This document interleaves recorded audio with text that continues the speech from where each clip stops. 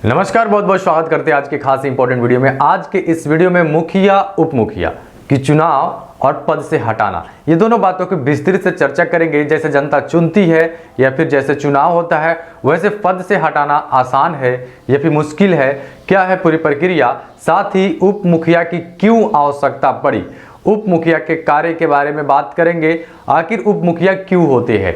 तो ये सारी जानकारी को बहुत ही सरल तरीका से आज की इस वीडियो में बात करेंगे। मेरा नाम है राहुल रंजन, आप देख रहे हैं सपोर्ट फॉर सक्सेस 24 और आप इस तरह की इजी वे में जानकारी पाते रहने के लिए चैनल को सब्सक्राइब कर लेंगे और शुरू करेंगे आज के खास इंपॉर्टेंट वीडियो।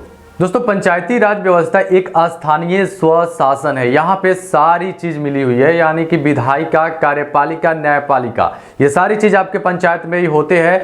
तो यहाँ पे आपको बता दें, एक पंचायत का निर्माण लगभग कम से कम 7,000 जनसंख्या के वोटरों के बाद एक पंचायत बनता है। वही एक वार्ड सदस्य की चुनाव जो होता है 500 वोटरों पे एक वार्ड सदस्य कम से कम बनता है। इस तरीका से निर्माण हुई। उसके बाद में अब पंचायत की मुखिया जो विधायिका होते हैं, वार्ड सदस्य विधायिका होते हैं, वैसे ही सरपंच, पंच, ये लोग न्यायपालिका के अंदर आते हैं। बाकी कार्यपालिका आपके बीडीओ, कार्यपालिका पदाधिकारी हो गए।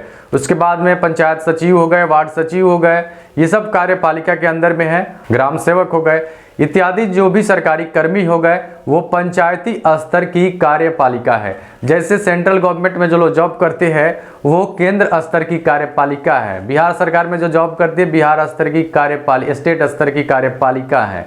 तो किसी भी शासन को चलाने के लिए विधायिका, कार्यपालिका, न्यायपालिका और फिर मीडिया, ये चार स्तंभ देश की आप जानते हैं, वही आपको पंचायती राज व्यवस्था में प्रदान की गई है।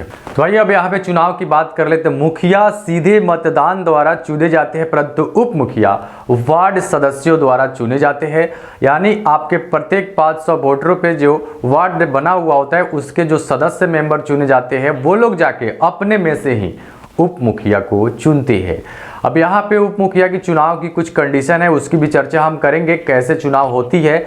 यहाँ पे सबसे पहले बात कर ले कि उप मुखिया की आवश्यकता क्यों है। दोस्तों, जरा सी गौर करने वाली बात है, पंचायती राज को इतना सरल तरीका से आसान बनाया गया है कि विकास होते रहे। हमेशा इसमें मॉडिफाई, चेंजेस इसलिए होते हैं कि कहीं ना कहीं विकास में कुछ कमी रह जाती है, इसलिए होते हैं। तो उप मुखिया बनाने का मकसद था, जैसे मुखिया जी डायरेक्ट पंचायत के हेड हो जाते हैं और जनता डायरेक्ट उनसे फरियाद रखती है, तो उसमें कुछ नकार देते हैं, एक एक जनता की नहीं सुन पाते हैं, यूनियन की कमी थी। तो वार्ड सदस्य से लोग कहते थे, क्योंकि ज़्यादा करीबी होते थे। अब प्रत्येक वार्ड अपनी अपनी समस्या भी लेके जाते थे, फिर भी उस पर उतना गौर नहीं हो पाता था। सोचा गया कि आज तक यूनियन की कहीं भी सुनी जाती है, तो वार्डों की यूनियन बनाई गई कि हमारे में से ही एक रहेंगे जिसको उप मुखिया बोलेंगे, वो मुखिया के बगल में रहेंगे, वो एक वार्ड की यूनियन है। पूरे वार्ड मिलके उप मुखिया बनाते हैं, उसमें मुखिया जी भी वोटिंग करते हैं। ये दोनों की एडवाइजरी से काम होते रहती है, यानी कि पंचायत की एक उत्तम बेहतर विकास हो सके, डेवलप कर सके, इसके लिए उप मुखिया की भी प्रावधान की गई। ऐसे कई सारे चेंजेस अभी आते रहेंगे। तो ये दोस्तों, अब उप मुखिया के चुनाव की नियम की बात कर ले तो ये पंचायती व्यवस्था की धारा 15 में इसकी विशेष चर्चा की गई। यहाँ पे मुखिया और पूरे वार्ड सदस्य के वोटिंग से उप मुखिया की चुनाव होती है।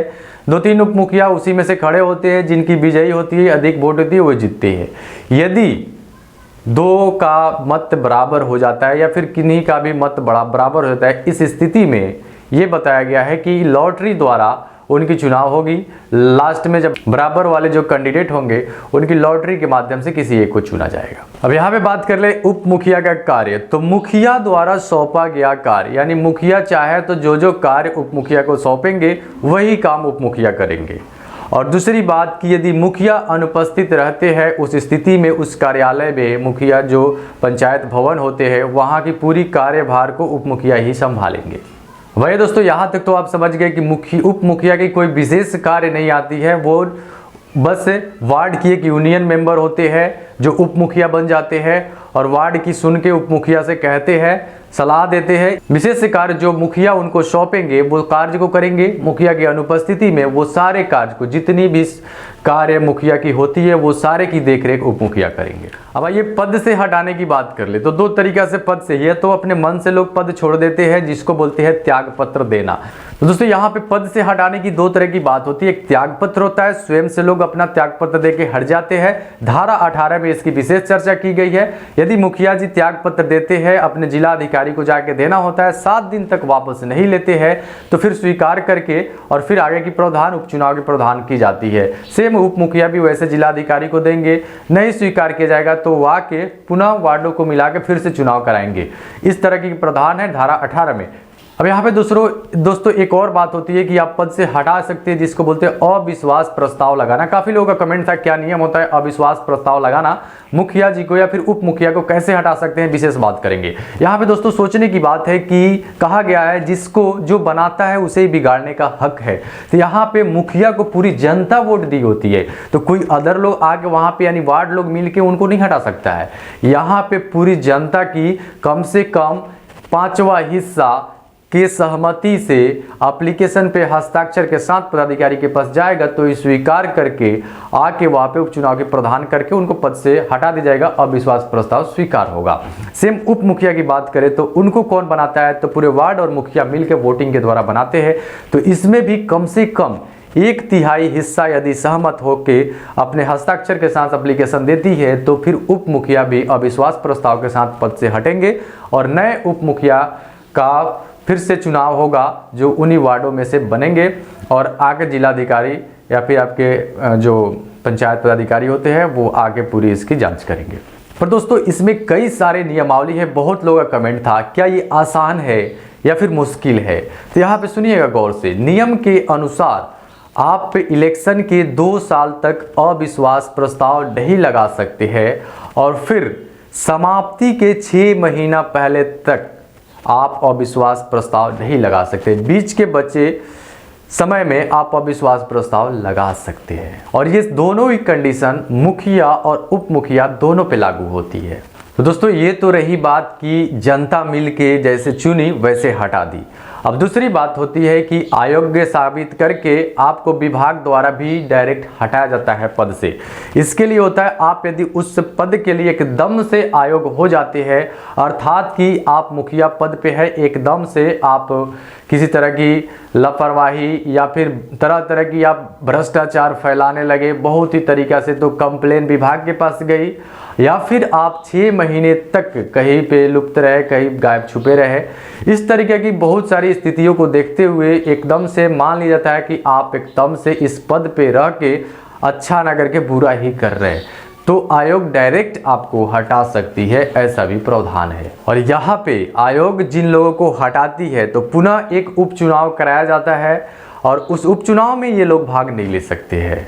ये भी कंडीशन है, इनको बैन कर दिया जाता है कि आप इसमें भाग नहीं लेंगे। बाकी लोग ही फिर जो भी प्रत्याशी हो खड़े होंगे मुखिया के लिए, उप मुखिया के लिए जीतने के बाद इस तरीका से पुनः चुनाव हो जाती है। तो दोस्तों इस प्रकार से हम लोगों ने आज के इस वीडियो में स्थानीय स्वशासन की मुखिया उप मुखिया के चुनाव के साथ पद से हटाने की प्रक्रिया, इसके साथ ही उप मुखिया के कार्य को अच्छे से समझा, क्या आवश्यकता पड़ी उप मुखिया का। तो स्थानीय स्वशासन की यह एक महत्वपूर्ण जानकारी थी। और भी पंचायती राज विभाग की वीडियो देखने के लिए आप इस चैनल के प्लेलिस्ट में जाके ग्राम पंचायत के नाम से बने प्लेलिस्ट को ओपन करेंगे, बहुत सारा वीडियो आपको जानकारी से रिलेटेड मिलते रहेगी। तो दोस्तों उम्मीद करेंगे कि आज का वीडियो काफी ज्यादा पसंद आया होगा।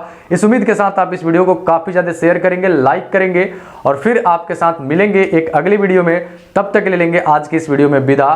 Take care, bye bye.